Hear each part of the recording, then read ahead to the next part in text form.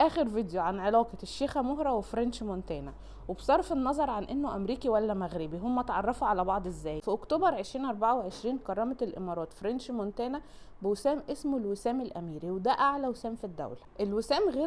الوسام غير قيمته المعنوية الكبيرة جدا، اخد فرنش مونتانا 10 مليون دولار كمان كقيمة مادية للجائزة. الحفلة كانت في قصر زعابيل اللي هو واحد من اكبر القصور هناك. الحفلة كانت بحضور شخصيات كبيرة جدا سياسية وفنية، اهمهم الشيخ محمد بن راشد. في تغطية اعلامية كبيرة جدا استلم فرنش مونتانا الوسام الاميري مرصع بالالماس واندر الاحجار الكريمة، وبكده يكون فرنش مونتانا اول فنان مغربي امريكي يحصل على الوسام. كمان هيكون اول فنان يكون خطيب رسمي لشيخة من اكبر العائلات الملكية في الخليج العربي، وبيقال ان خاتم خطوبة الشيخة مهرة ثمنه 10 مليون دولار. وفي يوليو 2025 بعد ظهورهم في جولة سياحية في بلده الام المغرب، اعلنت الشيخة مهرة وفرنش مونتانا عن خطوبتهم رسميا، وظهروا كمان بعدها في اماكن كتيرة وفي بلاد كتيرة مع بعض، منهم اسبوع الموضة في باريس. وبس كده.